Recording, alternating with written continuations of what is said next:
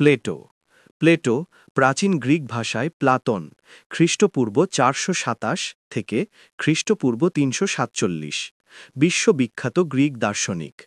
তিনি দার্শনিক সক্রেটিসের ছাত্র ছিলেন এবং দার্শনিক অ্যারিস্টটল তার ছাত্র ছিলেন। এই হিসেবে প্রাচীন গ্রিসের সবচেয়ে প্রভাবশালী তিনজন দার্শনিকের মধ্যে প্লেটো দ্বিতীয়, প্রথম সক্রেটিস এবং শেষ অ্যারিস্টটল। এরাই পশ্চিমা দর্শনের ভিত রচনা করেছেন বলা যায়।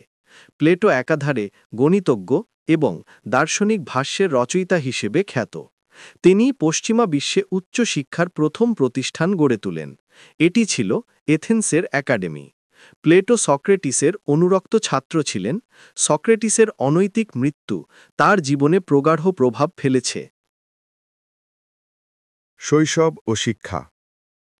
প্লেটো যে পরিবারে জন্মগ্রহণ করেছিলেন তা শিক্ষা গ্রহণের জন্য ছিল সুবিশেষ অনুকূল।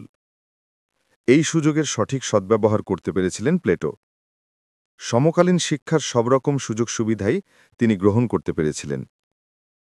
হিরাক্লিটাসের একটি বিখ্যাত দার্শনিক মত ছিল, পরিবর্তনশীল ইন্দ্রিয় জগৎ সম্পর্কে কোনো স্থিত জ্ঞান সম্ভব নয়।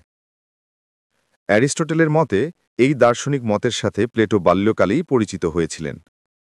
এছাড়াও প্লেটোর জীবনে এ সময় প্রভাব পড়েছিল পারমিনাইডিস এবং পিথাগোরাসের দর্শনের।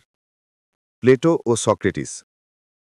প্লেটোর জীবনে সবচেয়ে বেশি যিনি প্রভাব ফেলেছিলেন তিনি হলেন তার শিক্ষক মহামতি সক্রেটিস।